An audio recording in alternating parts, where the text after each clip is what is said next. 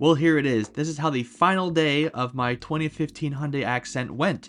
It started out by me picking it up from the guest who had dropped it off early and with gas. Great renter. That was its second trip ever on Turo, and I had a third trip coming up later that day in a couple hours. So I brought it home, I cleaned it up, wiped down the windows, put some oil in it, and I was like, this is awesome. This car's gonna finally start making me some money.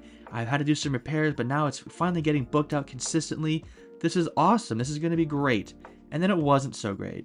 So I was actually at the car dealership that I used to work at a couple years ago, and I was showing some of my old coworkers the earnings I've been making from Turo. And then suddenly I got this notification from my bouncy GPS tracker that said that my car was in an accident. So I immediately texted my guest and I was like, hey, I just got a notification the car, are you okay? What's going on? And he was like, yeah, man, I was in an accident. Some kid pulled out in front of me at this like intersection. And I was like, are you okay? And he's like, yeah, I'm fine. I'm just kind of shaken up. So I was like, do you want me to come down there and help you out? And he was like, yeah, that'd be cool. So I went down. He was about like a 25-minute drive from where I was. And I got down there and I saw the cars. And at first he'd said on the messages that the guy had ran. I was like, oh God, not a hit and run. That's horrible. But thankfully they didn't run. I think he might have just, been flustered. But I met the renter. He was a really nice guy. He was really apologetic about it. And I was like, hey, man, it's just a car. Like, I'm just glad you're okay. Like, I'm really sorry this happened to you. Like, that's just an unfortunate situation for him to be in on a rental. Like, that really sucks. I immediately started filing a claim with Turo. I got the other guy's insurance information. And I, filed my damage claim. And I'm still waiting to see what happens with that. This was last night. But the tow truck that I had called to come get the car through Turo, that was a nightmare, man. I called Turo and they're like, okay, we found this tow truck guy, and it took almost 4 hours for him to show up. And like the office for the tow company was 2 miles away from this accident.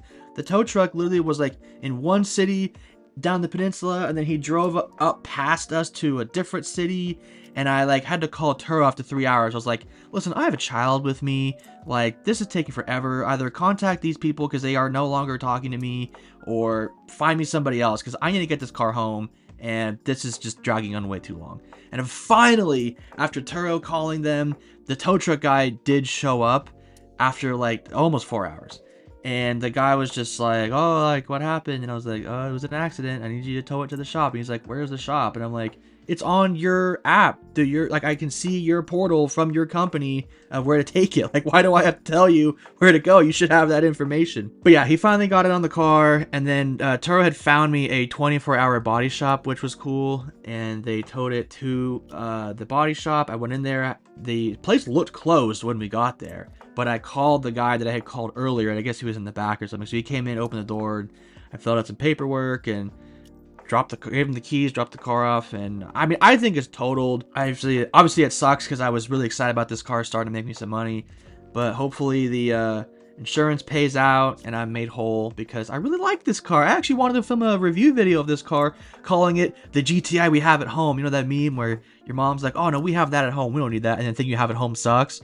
That's kind of what I wanted to make a video with this car about, because it was a pretty fun car to drive and I really liked it. So I don't know, we'll see. Maybe I'll get another one. I nicknamed this one the Gumdrop, so maybe I'll get another Gumdrop. I don't know, but this is part one, and I will update you on all the financials and everything that happens once this whole thing is closed out. But I just wanted to give a quick update to show what ended up happening here. So stick around, and I'll let you know what happens later.